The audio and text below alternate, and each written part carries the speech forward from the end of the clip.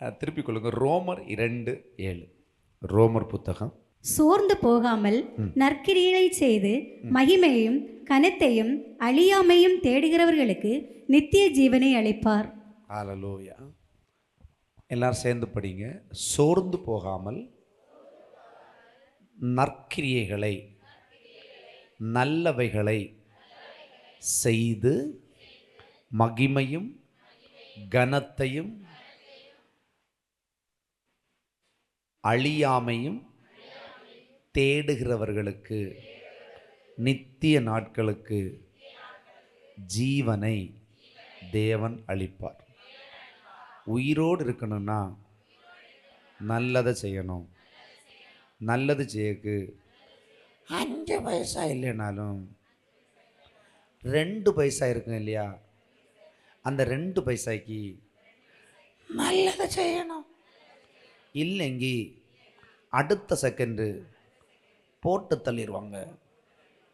யாரோ, நான் இல்லை, ஆண்டவரும் இல்லை, போட்டு தள்ளிடுவாங்க.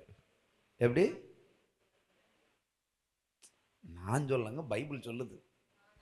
பைபிள் சொல்றத மறைச்சு சொன்னதை நான் வெளிப்படையா சொல்றேன். சோர்ந்து போகாமல் நல்ல கிரியைகளை செய்து மகிமையும் கனத்தையும் அழியாமையும் தேடுகிறவர்களுக்கு நித்திய ஜீவனை அளிப்பார். இந்த பூமியில நீ வாழ்றனா, ஒருத்தன் வாழ்ந்துட்டு இருக்கிறான்னா, சமாதானத்தோட வாழ்றான்னா, சந்தோஷத்தோட வாழ்றான்னா, மன நிறைவோடு வாழ்றான்னா, அவன் நல்ல கிரியைகளை செய்து கொண்டிருக்கிறான். சிம்பிளா சொல்ல போனா விதைக்கிறான்னு அர்த்தம். எப்படி? விதைக்கிறான்னு அர்த்தம். நீ எதை விதைக்கிறாயோ அதையே அறுப்பாய். நீங்க ஜீவனை விதைத்தீங்கன்னா ஜீவனை அறுவடை. பணத்தை விதைச்சிங்கன்னா எதை விதைச்சாலும் அறுப்பீங்க. விதைப்பும் அறுப்பும் பூமி உள்ள அளவும் உண்டு. இதனால கவனமாக கவனிங்க. சோர்ந்து போகாமல் நல்ல கிரியைகளை சொல்லுங்க. ஆனா புதிய பிரமாணத்தில் உங்களுக்கு நீங்க நல்லா படிச்சு, கிரியை செஞ்சா ஆண்டவர் கண்டுக்கவே மாட்டார். அப்படித்தானே இருக்குது. கிரியை செய்கிறவனுக்கு வருகிற பலன் கூலின்னு எழுதப்பட்டிருக்கு. ஆனா இந்த இடத்துல கிரியைன்றது என்னன்னா நல்ல செயல்கள் அப்படின்னா, இது உங்களுக்கு இன்னும் ஆழமா புரிய வைக்கிறேன். பவுல் எதை சொல்றார் அப்படின்னா, ரட்சிப்பை பற்றி போதிக்கல. ரட்சிப்புக்கு தான் கிரியை செய்யக்கூடாது. எப்படி? இப்போ நீ ரட்சிக்கப்படணும் அப்படின்னா, நீ ஏதோ ஒன்று, நான் ஆண்டவரே நான் ரட்சிக்கப்படணும், ஒரு 4 கிலோ தங்கத்தை கொண்டாச்சாச்சு, ரட்சிப்பை தாங்க அவன் சொல்ல முடியாது. 4 நாளா பசியில் இருக்கேன், ரட்சிப்பை கொடுங்க. சபைக்கு ஒரு 4 ஏசி வாங்கி தாரேன், எனக்கு ஒரு ரட்சிப்பு வேணும். எப்படி? எனக்கு பாவத்தை எல்லாம் கொஞ்சம் கழுவி தரணும். எப்படி? ஒன்று எடுத்து சொல்லி பாவத்தை எல்லாம், அது அப்படி செய்ய முடியாது. எப்படி? ரட்சிப்புக்கு தான் கிரியை செய்யக்கூடாது. கிரியை செஞ்சா ஆண்டவர் கேட்கவே மாட்டார். ஏன்னா ரட்சிக்கப்படும்படி ஒரு கிரியை கர்த்தரால் உங்களுக்கு செய்யப்பட்டது. அதை விசுவாசத்தினால தான் பெற்றுக்கொள்ள முடியுமே தவிர நீ ஒரு கிரியையினால் அதையே எடுத்துக்கொள்ள முடியாது. எத்தனை பேர் புரியுது? ரொம்ப கவனமாக கவனிங்க. இது கொஞ்சம் ரொம்ப இம்பார்ட்டன்ட் சப்ஜெக்ட். உங்கள் வாழ்க்கையில் ரட்சிப்புக்கு ஒரு கிரியை செய்ய முடியாதுங்க. நான் ஆண்டவர் காணிக்கை கொடுத்தேன், ஆண்டவர் சாப்பாடு போட்டேன், அந்த சர்ச்சுக்கு நான் கொஞ்சம் உதவிகளை செஞ்சேன், 40 நாள் உபவாசம் இருந்தேன், நல்லா ஜெபம் பண்ணியிருக்கேன், பரலோகம் ஏத்துக்காது. ரட்சிப்புக்கு மட்டும் தேவன் ஒரு கிரியை செஞ்சிருக்கிறார். சிலுவையிலே உங்கள் பாவம், ரட்சிப்புனா என்ன? பாவத்திலிருந்து விடுதலை அடைகிறது. பாவத்திலிருந்து விடுதலை அடைகிறதுக்கு உங்க விசுவாசம் தான் பரலோகம் கணக்கில் எடுத்துக்கொள்ளும். அதை நீ கிரியை செய்து பெற்றுக்கொள்ள முடியாது. மாறாக அது கிருபையினால் உண்டானது.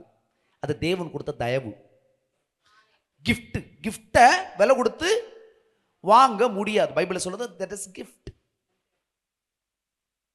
இது கிருபையினால் விசுவாசத்தை கொண்டு உண்டானது. அது ஒரு கிஃப்ட். 2-3 வசனத்தை அதுக்கு மட்டும் நான் எடுத்து சொல்றேன். ஸோ அடுத்து நான் இது என்ன சப்ஜெக்ட்டுக்கு பவுல் சொல்ல வரான்றதை தான் நான் இன்னைக்கு பிரசங்கிக்க போறேன். திருப்பி கொள்ளுங்க ரோமர் 3:28. தப்புன வாசிங்க. ஆதலால் மனுஷன் நியாயப்பிரமாணத்தின் கிரியைகள் இல்லாமல் மனுஷன் நியாயப்பிரமாணத்தின் கிரியைகள் இல்லாமல் விசுவாசத்தினாலேயே. நியாயப்பிரமாணத்தின் கிரியை என்னது? நியாயப்பிரமாணம் சொல்லுது நீ உமிழ் நீரை விழுங்கல, சாப்பிடலன்னா 613 கற்பனைகள் இருக்கு இல்லைங்களா? இந்த கற்பனைகளை நீ கடைபிடித்தால் நீ நீதிமானா கருதப்படுவேன்னு சொல்லுச்சு. ஆனா யாராலும் நீதிமானா மாற முடியல. ஏன்னா கிரியை செய்கிறதுனால யாருமே என்ன செய்ய முடியாது, நீதிமானா ஆக முடியாது. அதனாலதான் இயேசு பாவத்துக்கு பரிகாரியாய் மாறினார், பாவத்திலிருந்து உங்களை விடுதலை ஆக்கிட்டார். இத விசுவாசிக்க கூடுமானால் நீ நீதிமான். நீ ஏதோ ஒரு மனுஷனுக்கு ஏதோ ஒரு உதவியை செய்ததுனாலேயோ, சபைக்கு நீ ஏதோ ஒன்றை செய்ததுனாலேயோ நீ நீதிமானாக முடியாது. அதாவது ரட்சிப்பு ரொம்ப கவனமாக கவனிங்க. ரட்சிப்பு வேற, நான் உங்களுக்கு பேச போற கிரியை வேற. நன்மையின் கிரியை வேற, ரட்சிப்பு வேற. அதனால நீங்க ரெண்டை சேர்த்துக்க கூடாதுன்றதுக்காக தான் இதை நான் உங்களுக்கு ஒரு இன்ட்ரோடக்ஷனை இந்த கிரியை பற்றியதான இன்ட்ரோடக்ஷன் நான் உங்களுக்கு கொடுக்குறேன். கிரியை செய்கிறவனுக்கு எந்த ஒரு பலனும் வராது, ஆனா கிரியை செய்கிறவனுக்கு பலன் வரும். இன்னைக்கு நான் அதை தான் பேச போறேன். ஆனா நீங்க கிரியை தப்பா புரிஞ்சுக்க கூடாது. ரட்சிப்புக்கு நீ கிரியை செய்ய முடியாது. ரட்சிப்புனா என்ன? இயேசு என் ரட்சகர், என் பாவங்கள் அத்தனையும் மன்னிக்கப்பட்டிருக்கிறது. ஏனென்றால் இயேசு என்னுடைய பாவங்களை சிலுவையிலே சுமந்து தீர்த்தார் என்பதை நான் விசுவாசிக்கிறபடினாலே ரட்சிக்கப்படுகிறேன். புரியுதா? அதுக்கு எந்த கட்டளையோ ரூல்ஸோ ஒன்றும் கிடையாது. ஒரு ரூலும், ஒரே ரூல், அவர் செஞ்சதை நம்புறது, ஏற்றுக்கொள்றது. ரைட்டா? அதை தான் இது சொல்லுது. ஆதலால் மனுஷன் நியாயப்பிரமாணத்தின் கிரியைகள் இல்லாமல் விசுவாசத்தினாலே நீதிமான் ஆக்கப்படுற. ரொம்ப தெளிவாக கேளுங்க. அடுத்து இன்னொரு வசனம் டக்குன்னு பார்த்து சொல்லுங்க. கலாத்தியர் 2:16. நியாயப்பிரமாணத்தின் கிரியைகளினாலே எந்த மனுஷனும் நீதிமானாக்கப்படுவதில்லை. யாருமே நியாயப்பிரமாணத்தின் கிரியை செய்கிறதுனால உன்னை நீயே சிம்பிளா உங்களுக்கு புரியும் மாதிரி செய்யணும்னா, உங்களை நீங்களே பாவம் செய்யாத, உங்க பலத்திலேயே பாவம் செய்யாத காத்து கொள்றதுனால தேவன் உங்களை என்ன செய்ய மாட்டார், நீதிமானாக்க மாட்டார். இப்ப நீங்க போய் நீ இன்றைக்கு பாவம் செய்தியா அப்படின்னு கேட்டா, நான் பாவம் 4 நாட்களாக செய்யவே இல்லை, ஆகையால் என்னை ரட்சித்துக் கொள்ளும் கேட்க முடியாது. நீ தப்பே பண்ணியிருந்தாலும் என்னுடைய பாவங்கள் இயேசுவின் இரத்தத்தினால் கழுவப்பட்டிருக்கிறது, நான் இயேசுவின் நாமத்தில் நீதிமானா இருக்கிறேன் அப்படின்னு நீ விசுவாசாதான் நீ நீதிமான். ஹல்லேலூயா. இதை தான் பரலோகம் எடுத்துக்கும். இது ஒரு பெரிய பாக்கியம். ரைட்டா? அப்போ இதுக்கு கிரியை இல்லை. எந்த கிரியையும், கிரியை என்ன? ஒரு செயலை செய்வது. நீ பரிசுத்தமாய் வாழ்வதற்கு நீ ஒரு செயலை உன் சுயமாய் செய்வதனால் தேவன் உன் பரிசுத்தத்தை ஏற்றுக்கொள்ளாது. ஆனால் எனக்குள்ளே, இந்த அசுத்தமான மனுஷனுக்குள்ள, இந்த பலவீனமான மனுஷனுக்குள்ள தேவன் பலனாய் இருக்கிறபடினாலே நான் அசுத்தத்துக்கும் பாவத்துக்கும் தேவனால் பலன் பெற்று நான் அதிலிருந்து விலக்கப்பட்டிருக்கிறேன், ஆகையால் நான் பிழைத்திருக்கிறேன் என்பதை நம்புகிறவன் தான் கிரியைகள் இல்லாமல் விசுவாசத்தினால் நீதிமான் ஆக்கப்படுகிறான். புரிஞ்சுதா? ரொம்ப கவனமா புரிச்சுக்கணும். நான் சபைகள்லாம், நிறைய சபை இதெல்லாம் இதை கூட மாறி பேசும். நீ பரிசுத்தமாறுன்னு சொல்லும் அப்படின்னா டக்குனு நீங்க நியாயப்பிரமாணத்துக்குள்ள போறீங்கன்னு அர்த்தம். பைபிள் எழுதுக்கு நியாயப்பிரமாணத்தின் கிரியைகள் இல்லாமல் விசுவாசத்தினாலே நீதிமான் ஆக்கப்பட்டீர்கள். ஸோ ரொம்ப கவனம். ரைட்டா? ஸோ அப்போ இது இந்த கிரியை வேற. எப்படி? பவுல் வந்து இந்த இடத்துல இந்த கிரியை பேசல. பவுல் வந்து வசனம் திருப்புங்க, ரோமர் 2ஆம் அதிகாரம் 7.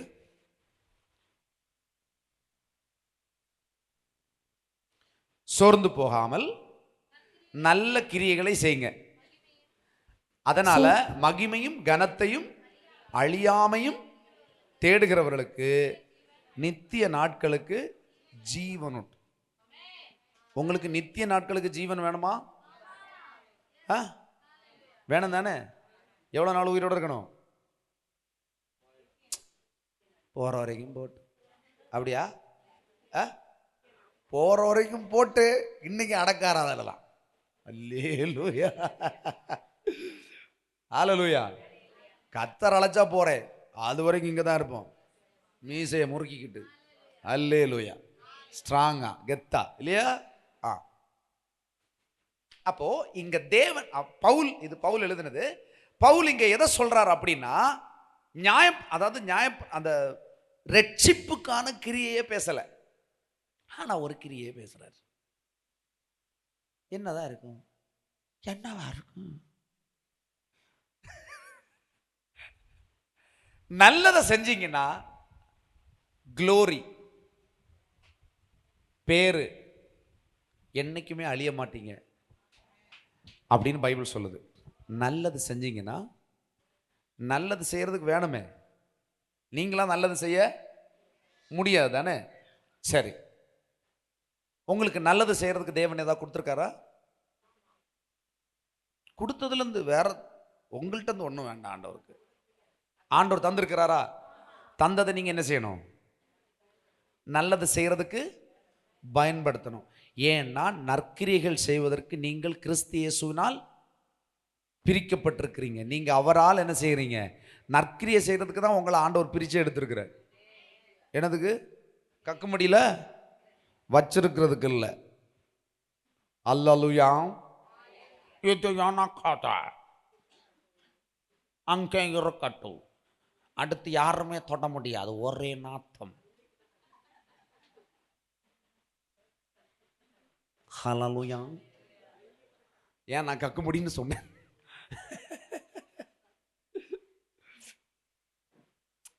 முன்னாடி இந்த பணத்தை எல்லாம் சுருட்டி இல்லையா, பேப்பர்ல எல்லாம் சுருட்டி இந்த மஞ்சள் பையில வச்சுட்டு கக்க முடியெல்லாம் வச்சிருப்பாங்க இல்லையா? இல்லையா? அது ஒரு நல்ல பேங்க் லாக்கர். எது போனாலும் கக்க முடியல உள்ள ஐட்டம் போவாது, ஜம்முன்னு இருக்கும். ஹல்லேலூயா. சிலவங்க இந்த கக்கு முடியில வச்சிருக்கிறது மாதிரியே என்ன செய்வாங்க? அதிலே செத்து நாரி புழுத்து. ஹல்லேலூயா. ஆமா, அதனால தான் நான் கடந்த நாட்கள்லேயே ஒரு வீட்டுக்கு போயிருந்தேன் பாருங்க. அந்த வீட்டில் ஒரு நண்பர், இவரே நண்பர்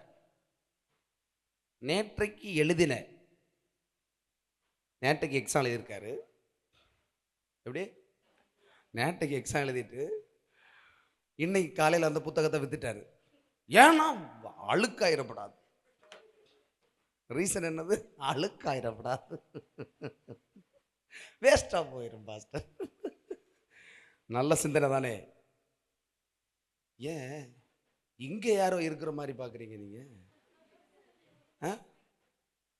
அல்லேலூயா. ஆனா நான் அந்த விசுவாசத்தை பாராட்டுறேன். அல்லேலூயா. கான்ஃபிடென்ட். ஹல்லேலூயா. அதே மாதிரி என்ன செய்யுங்க? உடனே விதைச்சிருங்க, உடனே விதைச்சிருங்க. ஹல்லேலூயா. ரைட்டு, திருப்பிக் கொள்ளுங்க. யோவான் 3ஆம் அதிகாரம் 36வது வசனம். என்ன? யார் யாரு?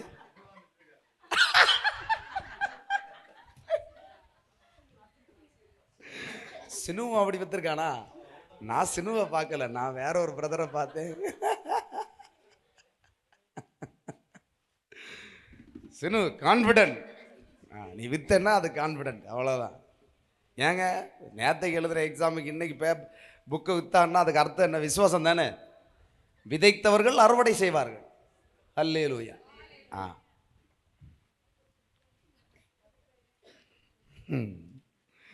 Praise the Lord. பாருங்க யோவான் 3:36. குமாரனிடத்தில் விசுவாசமாய் இருக்கிறவன் நித்திய ஜீவனை உடையவனாய் இருக்கிறான். குமாரனை விசுவாசியாதவனோ ஜீவனை காண்பதில்லை. தேவன் பாருங்க கவனிங்க. குமாரனிடத்தில், குமாரனா இயேசுவினிடத்தில் விசுவாசமாய் இருக்கிறவன் நித்திய நாட்களுக்கு, நித்திய நாட்கள்னா அந்த பூமியிலும் சரி பூமிக்கு அப்பாற்பட்டனது பரலோகத்திலும் அவனுக்கு ஜீவன் உடையவனாய் இருக்கிறான். குமாரனை விசுவாசியாதவனோ ஜீவனை காண்பதில்லை. தேவனுடைய கோபம் அவன் மேல் நிலை நிற்கும். ரைட்டா? இப்ப திருப்பிக் கொள்ளுங்க. யோவான் 5:24 வாங்க. என் வசனத்தை கேட்டு என்னை அனுப்பினவரை விசுவாசிக்கிறவனுக்கு நித்திய ஜீவன் உண்டு. நித்திய ஜீவன் உண்டு. ஜீவன் உண்டு. என் வசனத்தை கேட்டு என்னை அனுப்பினவரை விசுவாசிக்கிறவனுக்கு நித்திய நாட்களுக்கு. இது யாரு பிரசங்கிச்சிருக்கா? இயேசு. இயேசு பிரசங்கிச்ச பிரசங்கம் தான் இது. என் வசனத்தை கேட்டு என்னை அனுப்பினவரை விசுவாசிக்கிறவனுக்கு நித்திய நாட்களுக்கு ஜீவன். அவன் ஆக்கினை தீர்ப்புக்கு உட்படாமல், ஆக்கினைன்னா தண்டனைக்கு, தண்டனைன்னா வியாதி, பிரச்சனை, போராட்டம், வருத்தம், வேதனை, இதுதான் தண்டனை. தண்டனை என்னது? தண்டனை ஆண்டவரை விட்டு பிரிஞ்ச உடனே தண்டனை வந்துருங்க. அந்த தண்டனை யார் தருவா? ஆண்டவர். அப்படியா? ஆண்டவர்ல பிசாசு உடனே உள்ள வந்துடுவான். நமக்கு கிடைச்சாண்டா ஒருத்தன் அப்படின்ற மாதிரி. அப்ப அவன் எது கொண்டு வருவான்னா ஆக்கினை தீர்ப்பை கொண்டு வருவான். அந்த ஆக்கினை தீர்ப்புன்னா வியாதி, பிரச்சனை, போராட்டம், வருத்தம், சமாதானம் இல்லை. ஸோ இதை யார் கொண்டு வருவா? தேவனை விட்டு பிரிந்திருந்தா உடனே என்ன வரும்? ஆக்கினை தீர்ப்பு உண்டாகும். ஆக்கினை தீர்ப்புக்குட்படாமல் அவரை விசுவாசிக்கிறவனுக்கு ஆக்கினை தீர்ப்பு இல்லாமல் அவன் மரணத்தை விட்டு நீங்கி ஜீவனுக்கு உட்பட்டிருக்கிறான் என்று மெய்யாகவே மெய்யாகவே உங்களுக்கு சொல்லுகிறேன். எப்படி? ஜீவன். அப்ப நித்திய ஜீவன். ஓகே, திருப்பிக் கொள்ளுங்க. இப்போ யாக்கோபு 2ஆம் அதிகாரம் 14 வாசிங்க. என் சகோதரரே, ஒருவன் தனக்கு விசுவாசம் உண்டென்று சொல்லியும் கிரியைகள் இல்லாதவனானால் அவனுக்கு பிரயோஜனம் என்ன? அந்த விசுவாசம் அவனை ரட்சிக்குமா?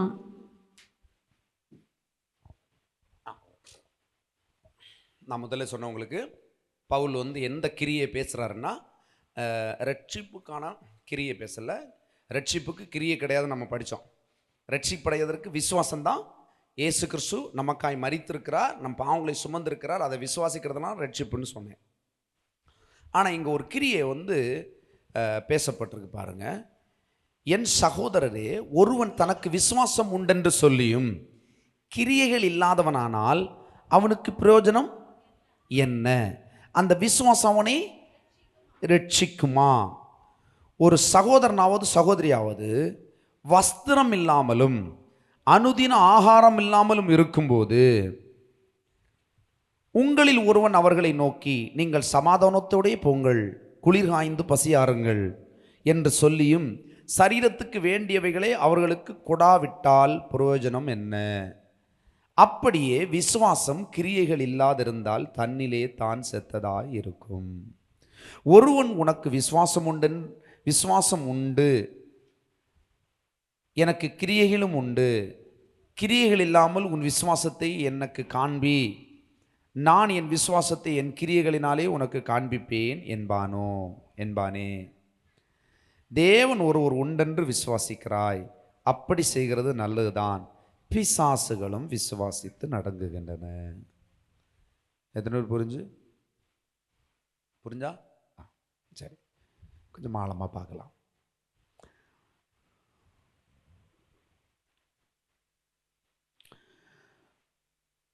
ரட்சிப்படைவதற்கு உங்க விசுவாசம் போதுமானது. எதுக்கு ரட்சிக்கப்பட்டீங்க?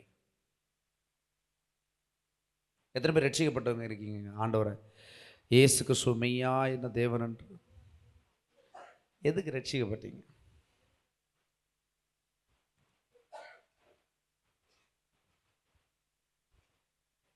ரட்சிக்கப்பட்டதுனால என்ன பிரயோஜனம்? இங்கே இப்போ வாழ்ந்துட்டு இருக்கிறீங்க, இப்போ அனுபவிச்சுட்டு இருக்கிற பிரயோஜனம் என்ன? இதுதான் கிரியை.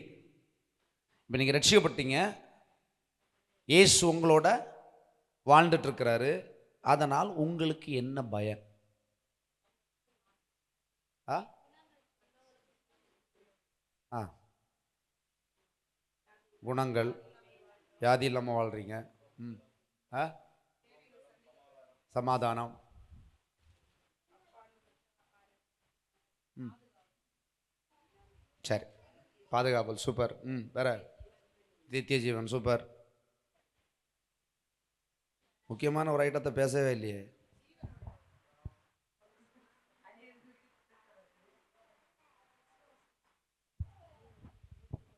முக்கியமான ஐட்டத்தை விட்டுட்டீங்களே. ஐஸ்வர்யம், ஆசீர்வாதம், பணம், தங்கம், அதில் தானே நிப்பிய, அதை காணலையா? எல்லாம் சேர்த்து சொன்னீங்களா? இப்போ பைபிள் கேட்குது, இங்கே தான் கிரியை, இனிதான் கிரியை மேட்ரு. விசுவாசத்தினால என்ன உண்டாச்சு? சமாதானம் உண்டாச்சு. சரியா? சமாதானம் உங்களுக்கு எவ்வளவு இருக்கு? இருக்கு. அதை நீங்க விதைச்சிங்களா? அதை நீங்க கொடுத்தீங்களா? சந்தோஷம், அதை மற்றவங்களுக்கு பகிர்ந்து கொடுத்தீங்களா? ஐஸ்வர்யம், அதை பகிர்ந்து கொடுத்தீங்களா?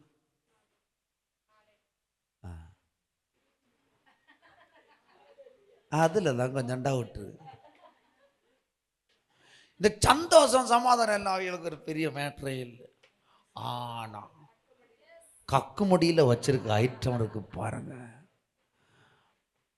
அது அது நான் சம்பாதிச்சது. வா, எப்படி? அது நான் சம்பாதிச்சது இல்லையா? ஆண்டவர்கள் போல கொடுக்கணும். வேற யாருக்கு கொடுக்கணும்? ஹல்லேலூயா.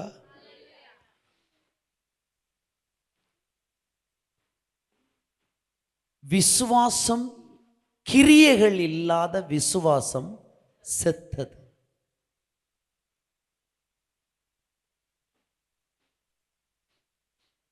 கவனம். இயேசு கிறிஸ்துவை மெய்யான இரட்சகர் என்று ஏற்றுக்கொள்ளதினால் உனக்கு கிடைச்சது கிஃப்ட், ரட்சிப்பு. ரட்சிப்பு உனக்கு கிடைத்ததினால் உனக்கு இந்த பூமியில் கிடைத்த லாபங்கள் கிரியைகள். அந்த கிரியைகளால் நீ செய்த வேலைக்கு ஆசீர்வாதம், அதன் கையின் பிரயாசங்களின் பலனை நீ பார்க்கிற.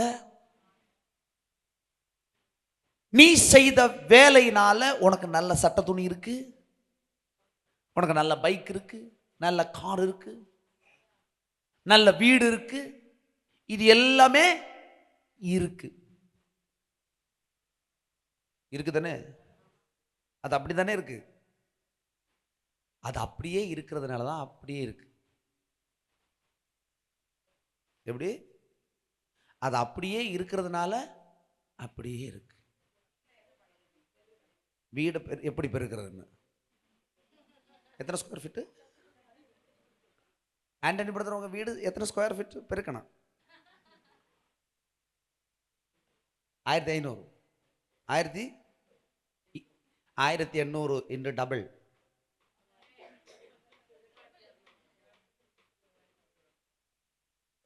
உன் வாசஸ்தலத்தின் எல்லைகளை பெரிதாக்கு.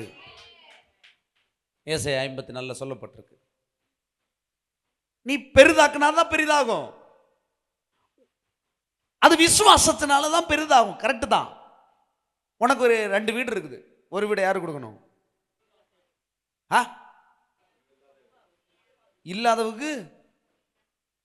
இல்லாதவனு நீ கொடுக்க கூடாது, விசுவாசத்தினால கொடுக்கணும்.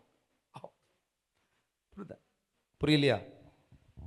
உன்னிடத்தில் 2 சட்டை இருந்தா, ஒன்னத்தில் 2 சட்டை இருந்தா ஒரு சட்டைய இல்லாதவனுக்கு கொடு. யார் சொன்னா? சர்ச்சுக்கு வந்தா நீங்க காணிக்க போட்டு பழகிட்டீங்க. என்ன போடுவீங்க? காணிக்க ஈஸியா போடுவீங்க. ஏன்னா ஆண்டவர் எனக்கு தந்தாரு, நான் ஆண்டவருக்கு கொடுக்குறேன். ஸோ அது நீங்கள் எந்த அளவுக்கு விதைக்கிறீங்களோ அந்த அளவுக்கு நீங்கள் அறுவடையை மறுபடியும் பார்ப்பீங்க.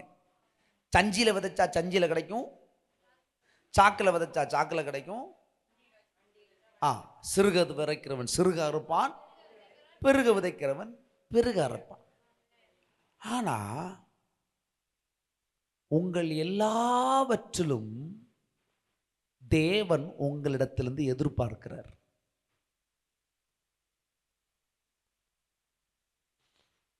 இந்த ஷர்ட் போட்டிருக்கிறதுக்கு விசுவாசம் தானே? விசுவாசம் இல்லாமல் சாரி கட்டிருக்கீங்களா? இது விசுவாசம். இதை வாங்கினது, இந்த ஷர்ட்டை நான் போட்டால் எனக்கு கம்ஃபர்டபுளாக இருக்குன்ற ஒரு கான்ஃபிடென்ஸ் எங்கேருந்து வந்தது? விசுவாசத்துலேருந்து. ரைட்டா? இதை நான் இனி மறுபடியும் விதைக்கணுமா? புரிஞ்சா? இல்லைன்னா இது தன்னிலே தான் செத்ததா இருக்கும்னு வசனம் சொல்லுது.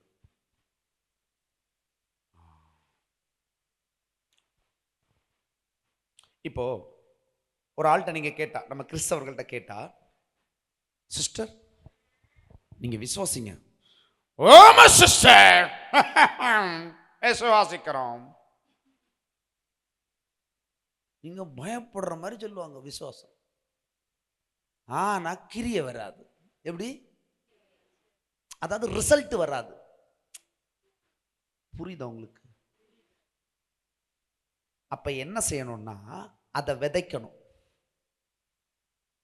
விசுவாசம் எப்படி வரும்? கேள்வினா. கேள்விப்பட்ட விசுவாசத்தை எப்படி நீ விதைப்ப? உன் இருதயத்தில் விசுவாசித்து, ரைட்டா? அறிக்கை பண்ணும்போது எப்படி சொல்வ? கர்த்தர் எனக்காய் யாவற்றையும் செய்து முடிப்பார், செய்து முடிப்பார், செய்து முடிப்பார். வாயில சொல்லிட்டே இருப்ப. இத வெறும் வாயால நீ சொல்றியா, உள்ளத்திலிருந்து விதைச்சியான்றது எப்படி தெரியும்?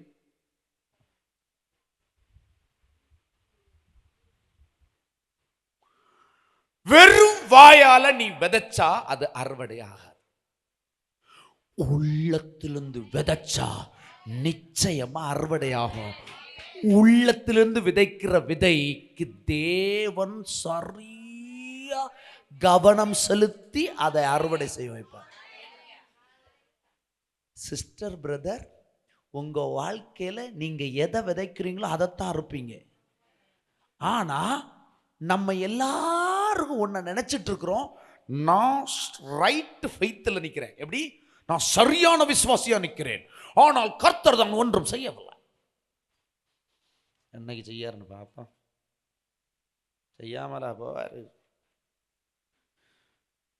வசனம் சொல்லு, அவர் காலம் தாமதியார், அதன் காலத்தில் நேர்த்தியாய் செவ்வையாய் பத்திரமாய் காரியத்தை செய்வாராம். ஆனா நமக்கு இந்த ஒன்னையும் காணல.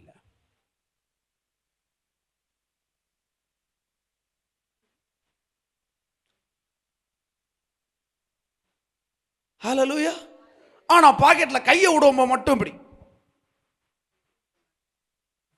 ஏதோ பெருசா இருக்கிற மாதிரி.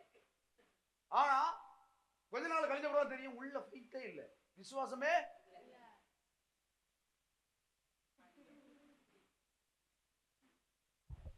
கிரியைகள் இல்லாத விசுவாசம் செத்தது. எப்படி? கிரியை இல்லாத நீ விசுவாசின்றதுக்கு அடையாளமே இல்லையே. சிஸ்டர், ஒரு அடையாளத்தை பரலோகம் தெளிவா தந்திருக்குது. அவருடைய இரத்தத்தினால் நீயும் நானும் மீட்கப்பட்டிருக்கிறோம். அதுக்கு எந்த விலையும் நீ செலுத்தவே வேண்டாம். நீ விசுவாசிச்சா மட்டும் போதும். விசுவாசத்தினால் உனக்கு அந்த நீதியாகிய ரட்சிப்பு கொடுக்கப்பட்டிருக்கிறது. நான் கேட்கிற கேள்வியை கவனமா புரிஞ்சுக்கோ. தேவனிடத்திலிருந்து பெற்ற ரட்சிப்பு எப்படி அறுவடையாகாமல் இருக்கிறது? ஏன் அறுவடையாகாமல் இருக்கிறது? Why? உனக்கு தேவன் தந்த ரட்சிப்பை ஏன் மண்ணுக்குள்ள புதைச்சு வச்சிருக்க? ஆண்டவர் தான் தெளிவா சொல்றாருல, என் நாமத்தினால் நீ எதை கேட்டாலோ பிதா மகிமைப்படுற மாதிரி நான் உனக்கு அதை செய்வேன்றாரு. ஆனா உன் களஞ்சியத்தில் அது காணாமே. உன் காரியம் அது வாய்க்காமல் இருப்பது காரணம் என்ன? புரியுதா? ஏன் விதைக்கல? கத்த சொல்றாரு, விதை நமக்கு வேலையே இல்லைங்க. சிஸ்டர் பிரதர், நமக்கு இங்க வேலையே கிடையாது. தேவன் தெளிவா சொல்றாரு, ஒருவன் விதைக்கும் பொழுது நான் அவனுக்கு வானத்தின் பலகணிகளை திறந்து இடம் கொள்ளாமல் போக மட்டும். அது என்னது? விதைச்சிக்கிட்டீங்க, கவனமா கவனிங்க. விதைச்சிட்டீங்க, ஒரு கோதுமை இருக்குது, 10 கோதுமை மண்ணுக்குள்ள விதைச்சாதான் அது என்ன செய்யும்? கோதுமை மணியானது நிலத்தில் விழுந்து சாகாத வரைக்கும் அது பலன் கொடுக்கும். பலன் கொடுக்காது இல்லையா? இல்லைன்னா அப்படியே இருக்கும். இப்போ நீங்க நிலத்தில், கர்த்தர் சொல்றாரு, கோதுமை எடுத்து, உங்களோட கோதுமை இருக்கு, கோதுமை கொடுத்தது யாரு? நீங்க எப்ப ரட்சிக்கப்பட்டீங்களோ, ரட்சிக்கப்பட்ட உடனே பரலோகம் உங்களுக்கு விதையை தந்துருச்சு, வித்து தந்துருச்சுங்க. நீ ஐஸ்வர்யவானாகும்படி உன்னுடைய தரித்திரத்தினால் அவர் ஐஸ்வர்யவானவர். இப்ப அந்த ஐஸ்வர்யம் எங்க இருக்குது? எனக்குள்ள ஆவியா இருக்கு. எனக்குள்ள எங்க இருக்குது? ஆவியா இருக்குது. இப்போ அவருடைய தழும்புகளால் நான் சுகமானேன். எங்க இருக்கு? ஆவியில. ஆவியில ஆவியில இருக்கு. இப்ப சரீரத்துக்குள்ள எப்படி வரும்? சரீரத்துக்குள்ள எப்படி வரும்? விசுவாசத்தினால வராது. விசுவாசத்தை விதைக்கிறது. அறிக்கைனா விதைக்கிறது. உன் விசுவாசம் விதைக்கப்பட்டால் அறுவடை காணும்படி தேவன் வானத்தின் பலகணிகளாகிய மழையை திறப்பார். மேகத்தை குளிரடைய வைத்து அங்கிருந்து தண்ணியை கொண்டு வந்து சேர்க்கிறது அவர் வேலை. விதைக்கிறது மட்டும்தான் அவன் வேலை. விதைக்கிறவனுக்கு விதையை தந்தாச்சு. விதை என்னது? ரட்சிப்பு தாங்க விதை. ரட்சிப்புக்குள்ள என்ன இருக்குது? உங்க பாதுகாவல் இருக்குது. ரட்சிப்புக்குள்ள என்ன இருக்குது? உங்க சுகம் இருக்குது. ரட்சிப்புக்குள்ள உங்க ஐஸ்வர்யம் இருக்குது. ரட்சிப்புக்குள்ள உங்க மேன்மையான வாழ்வு இருக்குது. ரட்சிப்புக்குள்ள பிதாவுக்கு குமாரனாகிய இயேசுவுக்கு பிள்ளை என்கிற நீதியின் அந்தஸ்து கொடுக்கப்பட்டிருக்கிறது. இத உன் வாயினால் அறிக்கையிட்டு விசுவாசித்து பெற்றுக்கொண்ட. இப்ப அதை வாயினால் அறிக்கையிடணும். நான் இப்படி இருக்கிறேன், நான் ஐஸ்வர்யவானா இருக்கிறபடி நான் ஸ்தோத்திரம். நீ தரித்திரம் தான், உன் சூழல் தரித்திரமா தான் இருக்குது, உன்னுடைய கையில இப்ப காசு கிடையாதுதான். ஆனா நீ சொல்ற, நான் என் பாக்கெட் நிரம்பி, என் களஞ்சியங்கள் பூரணமாய் நிரம்பி வழிகிறபடினால் ஸ்தோத்திரம். அப்பதான் நீ அதை பாப்ப, அதர்வைஸ் அது வராது. ஹல்லேலூயா. விசுவாசம் விதைக்கப்படாத வரைக்கும் தண்ணிலே தான் செத்ததா இருக்கும். இன்னைக்கு சிந்திங்க, உங்க வாழ்க்கையில எந்தெந்த இடத்துல விசுவாசம் செத்து போய் கிடக்கிறது. சிஸ்டர், இங்க யாராவது விசுவாசம் இல்லைன்னு சொன்னா நம்புவீங்களா? நீங்க எல்லாத்தையும் விசுவாசம் இருக்கு, ஆனா விதைக்கப்படலை. கிறிஸ்தவர்கள்ட்ட போய் சொல்லுங்க, நீங்க விசுவாசிக்கல சிஸ்டர், சொல்லி பாருங்க. பாஸ்டர் இப்படி நம்ம விசுவாசிக்கலன்னு என்ன பார்த்தா எப்படி சொல்லுவாரு? உனக்கு சரியான விசுவாசம் இல்லைன்னு சொல்லிட்டாரு. அவர் சொன்னா தப்பு தான். எப்படி சொல்லியிருக்கணும்? நீங்க விசுவாசிக்கிறீங்க சிஸ்டர், ஆனா அந்த விசுவாசம் விதைக்கல. ரூல் என்னது? ஆனா இந்த ரூல் முதல்ல எங்க இருந்தது? நியாயப்பிரமாணத்தில் இருந்தது. எப்படி? நான் உங்களுக்கு சொன்னேன் ஃபர்ஸ்ட்ல, இது ரொம்ப கவனமா, கரெக்டாக புரியுதுல உங்களுக்கு? நான் முதல்ல எக்ஸ்பிளைன் பண்ணல, முதல்ல ரட்சிக்கப்படுவதற்கு தான் ரூல்ஸ் இருந்தது. இயேசு வருவது வரைக்கும் ரட்சிக்கப்படுறதுக்கு ரூல்ஸ் இருந்தது. எப்படி? 613 ரூல்ஸ் இருந்தது. இந்த 613ஐயும் நீ செஞ்சாதான் உனக்கு ரட்சிப்பு. ஒருவனாலும் அந்த ரட்சிப்பை பெற்றுக்கொள்ள முடியல. ஏன்னா அது கிரியை செஞ்சு ரட்சிப்பு பண்ண முடியாது. ஆனா புதிய பிரமாணத்தில் ரட்சிப்பு இலவசம். எப்படி? ரட்சிப்பு இலவசம், விசுவாசத்தினால அதை பெற்றுக்கொள்ளலாம். ஆனா நீ லாபமாய் அறுவடை செய்யறதுக்கு நீ விதைக்கணும். ரூல்ஸை ஃபாலோ பண்ணணும். உங்களுக்கு புரியுதா? முன்னாடி எங்க ரூல்ஸ் இருந்தது? ரட்சிப்பு அடைகிறதுக்கு. இப்போ ரட்சிப்படுறதுக்கு ரூல்ஸ் கிடையாது, விசுவாசிச்சா போறோம். ஏன்னா என் பாவங்களை சுமந்துட்டாரு. நான் என்னுடைய தரித்திரத்தை சிலுவையில் அவர் சுமந்தார். எனக்கு எதை கொடுத்தாரு? ஐஸ்வர்யத்தை கொடுத்துட்டாரு, ஆசீர்வாதத்தை என்கிட்ட கொடுத்துட்டாரு. இதெல்லாம் இப்ப எங்க இருக்குது? ஆவியில இருக்கு, ஆவியில இருக்கு. இப்ப நான் அதை மாம்சத்துல அறுவடை செய்யணும்னா நான் மாம்சத்துல விதைக்கணும். ஹல்லேலூயா. எனக்கு பொருளாதாரத்தில் எனக்கு ஒரு மாற்றம் இல்லைன்னா நீ பொருளாதாரத்தை விதைச்சுதான். That is rule. ஹல்லேலூயா. நம்ம தப்பிச்சுக்க முடியாது. நான் ஆண்டவர்கிட்ட கேட்டிருக்கேங்க, ஆண்டவர்கிட்ட கொடுக்கலங்க. ஆண்டவர் உனக்கு 10 ரூபா தந்தா அந்த 10 ரூபாயில அந்த 10 ரூபாய் அடுத்து எவ்வளவு மேன்மையை காணணும்னு விரும்புறியோ நீ அதுல பெருக விதைச்சா பெருக அறுப்ப, சிறுக விதைச்சா சிறுக அறுப்ப. ரைட்டா? இப்ப கர்த்தர் உனக்கு சமாதானத்தை கொடுக்கிறார். உனக்கு சமாதானத்தை உண்டு பண்ணும் தண்டனை எனக்கு வந்ததுன்னு சொன்னார். இப்ப சமாதானம் எங்க வந்திருக்கு? உனக்குள்ள இருக்கு. இப்போ சந்திராமா கிட்ட, சந்திராமா தானே உங்க பேரும்? ஆமா, அங்க ஒரு சந்திராமா, இங்க ஒரு சந்திராமா. இவங்களுக்குள்ள சமாதானம் இருக்குது, இவங்க அமைதியாவே இருக்காங்க.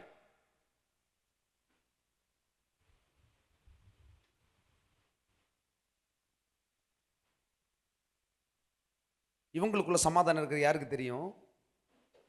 அவங்களுக்கு மட்டும்தான் தெரியும். ஆண்டவர் தெரியும், அவங்க அனுபவிச்சிருக்காங்க. இப்ப இந்த சமாதானம் அந்த சந்திராமாவுக்கு விதைச்சிட்டாங்க. சந்திரா 1, சந்திரா 2. இவங்கள்ட்ட இருந்த சமாதானம் விதைக்கப்பட்டது, அவங்க பெருகிட்டாங்க. ஒன்றும் இல்லைங்க. நீங்க கஷ்டப்படுறவங்கள்ட்ட பார்த்து ஒன்றும் இல்லைப்பா, கர்த்தர் உனக்கு சகாயம் செய்வார் சொல்லி வர. ஆனா நீ எப்படி கேட்கக்கூடாது? என்ன இப்படி ஆச்சு? வா, எனக்கு அப்படிதான் இருந்து வா, சரியா வேணா பாங்க. அது என்னது? தீய குரங்குக வால்ல துணியை கட்டி கொளுத்தி விட்ட மாதிரி குஷ்.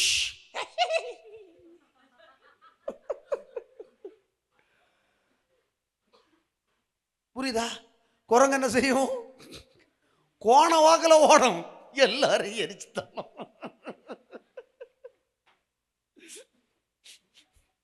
நிறைய பேரு மைனி கிட்ட கொஞ்சம் நேரம் இருந்து பேசுவோம்.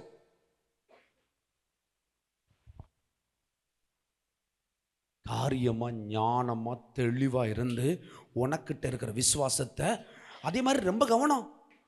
உங்கள்கிட்ட விசுவாசம் இருக்குன்னு, உங்கள்கிட்ட சமாதானம் இருக்குன்னு, உங்கள்கிட்ட பணம் இருக்குன்னு, உங்கள்கிட்ட ட்ரெஸ் இருக்குன்னு, உங்கள்கிட்ட நிலம் இருக்குன்னு, வீடு இருக்குன்னு கண்ட இடத்துல கொண்டு விதைச்சிடக்கூடாது. ஏன்னா செத்துரும். அதுக்கு அது சொல்லியிருக்கா? வழி அருகே விதைத்த விதை,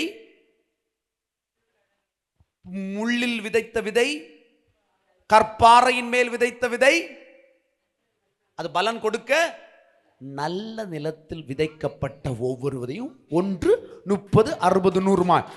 உண்மையாய் தாகமாய் இருக்கிறவனுக்கு மட்டும்தான் நீ விதைக்கணும்.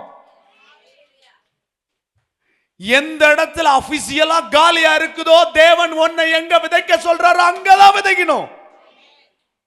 கண்ட இடத்துல விதைச்சிடக்கூடாது. ஹல்லேலூயா. உண்மையா தாகமா இருப்பாங்க, உண்மையா கர்த்தர் இடத்துல தாகமா இருப்பாங்க.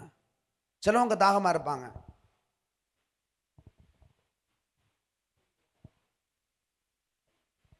எப்படி? பார்க்குற எல்லார்ட்டையும் அவங்களுக்கு தாகம் வரும். எப்படி? கொஞ்சம் கனமா இருந்தோன்னு அது தாகம் இல்லை, அது ஆக்கினை, தண்டனை.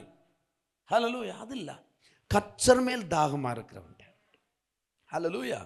அப்போ உங்கள்கிட்ட இருக்கிறத நீ விதைச்சாதான் அறுக்க முடியும். இந்த கிரியையை தான் கர்த்தர் பவுல் மூலமா சொல்லியிருக்கிறார். விசுவாசம் இல்லாத, கிரியைகள் இல்லாத விசுவாசம் செத்தது. அது தன்னில் தானே செத்துருமா. சில விசுவாசிகள்லாம் பார்த்துருக்கீங்களா? வயசானவரை போய் கேட்டிருக்கீங்களா எப்படி இப்போ உங்களுக்கு ஆவிக்குரிய வாழ்க்கையை பற்றி? நீங்கள் நல்லா நினச்சிருப்பீங்க அவங்க நல்ல ஆவிக்குரிய, நீங்கள் இப்போ தான் ரட்சிக்கப்பட்டிருப்பீங்க. அவங்க ஏற்கனவே 40 வருஷமாக ரட்சிக்கப்பட்டிருப்பாங்க. நீங்கள் போய் அவங்கள்ட்ட, அம்மா நானும் ரட்சிக்கப்பட்டேன். ரட்சிக்கப்பட்டேன்ல, பரிசு சாதி அபிஷேகம்டா, சர்ச்சு பாஸ்டர் எப்படி, இளமையா முதுமையா?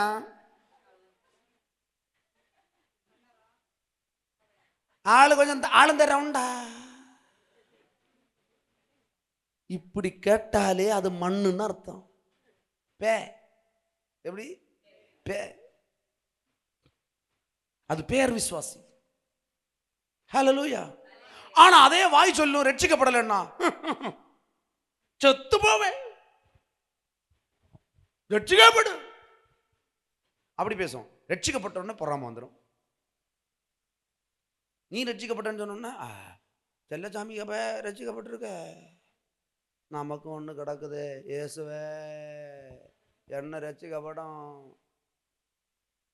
விசுவாசத்தினால் உனக்கு கொடுத்த கொஞ்சம் விசுவாசத்தை வச்சு, கொஞ்சம் வல்லமை இருக்குல்ல, கொஞ்சம் அதை வச்சு உன் பிள்ளை ரட்சி. அதை வச்சு அதை உன் பிள்ளைகளுடைய வாழ்க்கைக்கு விதைச்சு விதைச்சு விதைச்சு விதைச்சு விதைச்சு இருக்கும் ஒரு நாளே ஆரம்பம். கண்டிப்பா விசுவாசத்தினால் கண்டிப்பா அறுவடை உண்டுங்க. ஆனா விசுவாசத்தை அப்படியே உள்ள வச்சுட்டு இருக்காத, அறிக்கை பண்ணு. ரைட்டா? அப்போ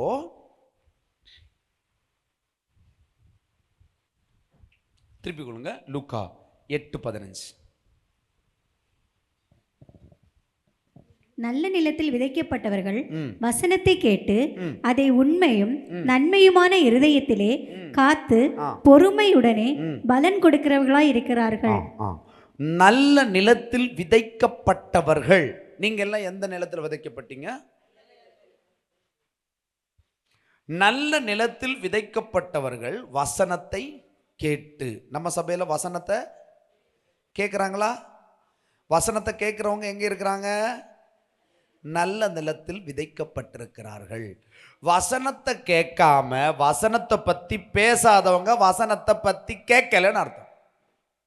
சர்ச்சு முடிஞ்ச உடனே எப்படி நீங்க பேசும்போது என்ன பேசுவீங்க?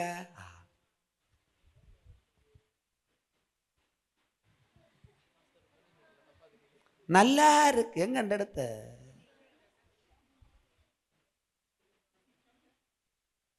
என்னது சர்ச்சு முடிஞ்ச உடனே எது இருக்கும்? அப்போ முழு சர்ச்சிலையும் நீ அவளுக்கு சாரியும் அவளுக்கு பிளவுஸ் பீஸையும் உனக்கு தியானமா இருந்திருக்கு. இரவும் பகலும் அவருடைய சாரியின் மேல் தியானமா இருக்கிறவன் சாரியை அறுப்பான்.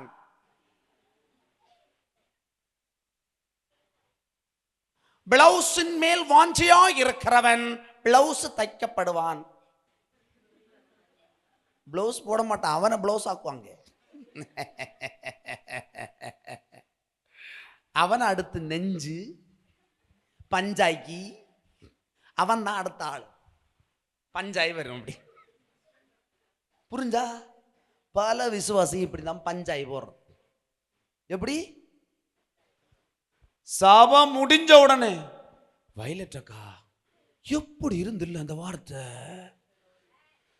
எப்படி நீ ஆராய்ச்சி பண்ணணும்? கண்ட கழுவே உட்கார்ந்து இருந்து மேயறது இல்ல. நல்ல நிலத்தில் விதைக்கப்பட்ட விதை அப்படிதான் பலன் கொடுக்கும். தன்னிலே தான் செத்ததா இருக்காது. ஹல்லேலூயா. ஆம்பளைங்க எல்லாம் நீ நான் பேசுறத வார்த்தையை பத்தி தான் பேசணும். நீங்க வார்த்தையை பேசாதவங்கள்ட்ட காதை கொடுக்காங்க. பாவல எழுதி நினைப்பாங்க, நான் பார்த்துக்கலாம். எப்படி பாவல பிசாச சோத்திர சோத்திர சோத்திர சோத்திர சோத்திர சோத்திர. அப்ப நான் கணக்காகிக்கிடுவேன். எப்படி ஏதோ ஒரு பிசாசு துரத்தப்பட்டிருக்கிறது. தேவையில்லை. ஒரு ஆணியை இங்கே சர்ச்சில் வந்து என்ன செய்யட்டான், எல்லாத்தையும் நான் சனிக்கிழமை ராத்திரியோட பிடிங்க வச்சிருக்கு. என்னத்த பிடிங்காச்சு. ராத்திரி 1 மணி வரைக்கும் இங்கே வேலை செஞ்சிருக்கேன் நேற்று. அல்லேலூயா. ஒரு ஆணியை பிடுங்குவேன், இதுவும் பிடுங்கணும்னு தோணும், அதை பிடுங்குவேன். அங்கேருந்து ஃபோன் வரும், ஆணி பிடுங்கி முடியவில்லையா? முடியவில்லை. அல்லேலூயா. பிடுங்க வேண்டிய ஆணியை கர்த்தர் பிடுங்கி வச்சாச்சு. நீ எதை டிஸ்கஸ் பண்ணணும்னா இரவும் பகலும் அவருடைய வார்த்தையின் தியானம் பாரு. அப்பதான் உன் விசுவாசம் பலனை கொடுக்கும். அல்லாவிட்டால் உன் விசுவாசம் உன்னிலே செத்ததா இருக்கும். அல்லேலூயா. அது இல்ல இது இல்ல. குறைவை பத்தி ஏன் பேசுறீங்க தெரியுமா? குறைஞ்சவங்களோட நீங்க கம்யூனிகேஷன் வச்சிருக்கீங்க. நீங்க கேட்டுட்டு இருக்கிறது காஸ்ட்லியான வார்த்தை தானே. இதை பேசாத ஒரு ஆள்கிட்ட நீங்க பேசாதீங்க சிஸ்டர் பிரதர். சபையில் நான் ரொம்ப தெளிவாக சொல்றேன், ஸ்ட்ரிக்டா சொல்றேன் இந்த விஷயத்தை.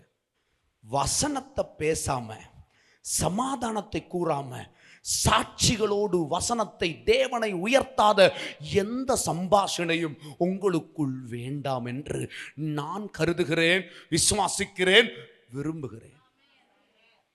என் தகப்பனுடைய நாமத்தின் முன்னிட்டு நான் சொல்றேன். ஆகாத சம்பாஷணைகள் நல்லொழுக்கங்களை கொண்டு வராது. ஹல்லேலூயா. ஆகாத சம்பாஷணை எதுக்குன்னு உனக்கு சர்ச்சில் வந்து வாட் அ வேர்டு. சிலர் எல்லாம் என்கிட்ட பேசுறாங்க, செம்மையா இருந்தது, வாட் அ வேர்டு. நான் சொல்றேன், இதை மற்றவங்க பேசுகிட்ட பேசுங்க. மற்ற பொல்லாதவரை கேட்டியால, அப்புறம் நேற்று எப்படி சைக்கிள் எப்படி இருக்கு? சைக்கிள் இருக்கிறது உனக்கு என்னத்துக்கு? அவன் சைக்கிள் இல்லாமல் போச்சு, இருக்கு போச்சு, என்ன? எதை பத்தி பேசுற? அழிவை பேசாத, ஜீவனை பேசு, அழியாததை பேசு. ஹல்லேலூயா. நீங்க நல்ல நிலத்துல தானே விதைக்கப்பட்டிருக்கீங்க. நல்ல நிலத்துக்கு என்ன செய்யணுங்க? பராமரிப்பு அவசியம் இருக்கா? நான் இப்போ பராமரிச்சுட்டு இருக்கேன். என் சபை நல்ல சபை, நல்ல நிலம். இதை நான் பராமரிச்சுட்டே தான் இருப்பேன். இதுக்கு நான் ரெஸ்பான்சிபிள், நான் பொறுப்பானவன். ஹல்லேலூயா. பாருங்க, நீ நல்ல நிலத்தில் விதைக்கப்பட்டவாள வசனத்தை கேட்ட அதை உண்மையும் நன்மையுமான இது இருதயத்தில் காத்து, அது பொறுமையோடு பலன் கொடுக்கிறவர்களாயிருங்க. பொறுமை அவசியம் தானா? நீங்க எவ்வளவு கஷ்டம், ஒரு வார்த்தையை கேட்கறது எவ்வளவு கஷ்டமாப்பட்டு கேட்குறீங்க. கேட்டுட்டு என்ன செஞ்சிருப்பீங்க? இருதயத்துல காத்து வச்சிருப்பீங்க. உடனே வரும் காக்கா,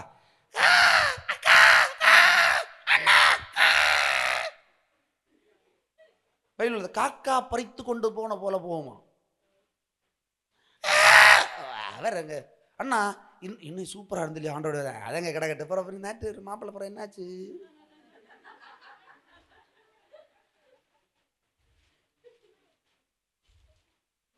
அடுத்து 2வது சொல்றேன். இது கொஞ்சம் லீகலா வரும், ஆனா அது இல்லீகல், அது இல்லீகல் தான்.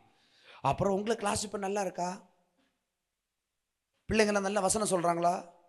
அது அவங்க வேலை, அவங்க கிளாஸ். இதை பற்றி டிஸ்கஸ் பண்ணுறதுக்கு ஒரு மீட்டிங்னு மந்திரி ஒன்று வச்சிருக்கிறோம், அங்கத்தான் டிஸ்கஸ் பண்ணணும். அதை தாண்டி ஒரு பிள்ளை, என் பிள்ளை சார், என் பிள்ளை இந்த கிளாஸ்ல சரியில்லை, have to report your secretary. That's a rule. சட்ட திட்டங்களை கரெக்டாக ஃபாலோ பண்ணுங்க. Parents, you must obey. உனக்கு உன் பிள்ளைகளுக்கு ஊழியம் செய்கிற பிள்ளைகளுக்கு ஊழியம் செய்கிற பிள்ளைகளை சொல்லுவதை நீ கவனித்து கேள். அவர்கள் 1 மணி நேரம் தான் உனக்கு பிள்ளைக்கு வேலை ஊழியம் செய்கிறார்கள். நீ 1000 நிமிடங்கள் நீ பிள்ளைகளோடு இருக்கிறாய். அந்த பிள்ளைகள் கெட்டு போகிறதுக்கு நீ காரணமாக இருக்கக்கூடாது. அப்ப என்ன செய்யணும்? நீ சரியான வழியில போகணும், பொறுமையோட போகணும், காத்திருக்கணும். பலன் கொடுக்கிறவர்களாய், பலன் கொடுக்கும்படி காத்திருங்க. அதுக்கு தான் காத்திருக்கணும். சும்மா இருக்கிறா. கோழி எத்தனை நாள் அடை இருக்கும்? 21 நாள். சூப்பரா இருக்கும். பார்த்துருக்கீங்களா? கரெக்டா இருக்குதா? அதுக்கு 21 நாள் ஆச்சுன்னு தெரியுமா? பொறுமையோடு காத்திருக்கும். ஹல்லேலூயா. சிலர் பாருங்க, விடிந்தாலும் பொறுமையோடு காத்திருப்பார்கள்.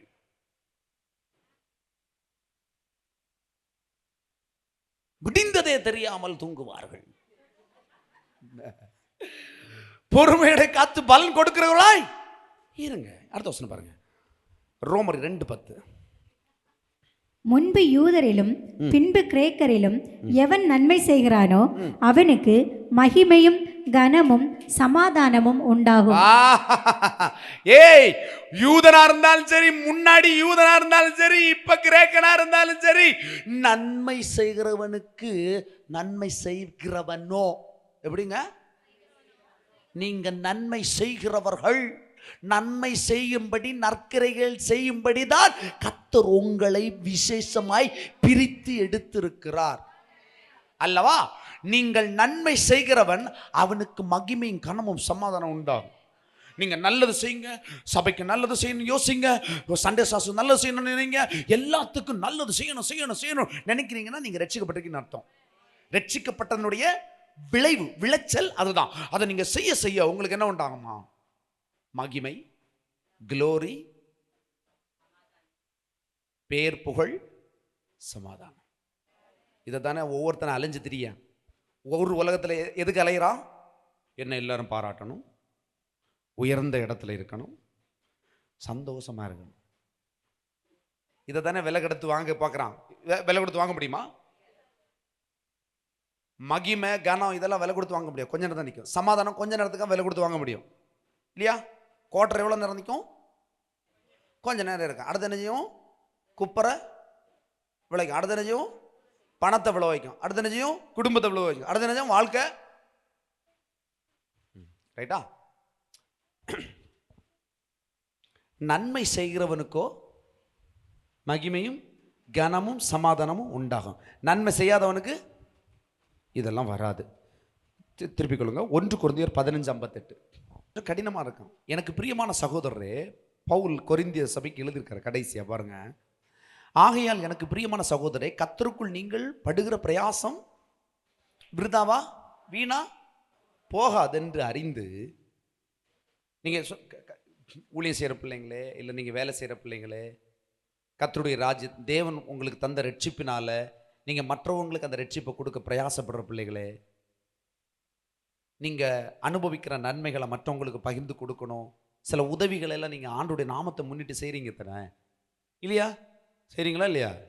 செய்றீங்க தானே? செய்யும்போது அது விருதுவா வீணா போகாது என்று அறிந்திருக்கிறீங்களா? அறிந்திருக்கீங்களா? விசுவாசிக்கிறீங்களா? கண்டிப்பாக அது வீணா போகாது. நீங்கள் அதில் உறுதிப்பட்டவர்களாயும் அசையாதவர்களாயும் கர்த்தருடைய கிரியையில எப்பொழுதும் பெருகிக்கிட்டே இருங்கன்றார். அந்த விசுவாசத்தின் கிரியையில ஒவ்வொரு நாளும் பெருகிட்டே இருங்க. ஹல்லேலூயா. காணிக்கையை போட்டுட்டு பாஸ்டர் மரியாதை கொடுக்கணும்னு நினைக்காத. எப்படி?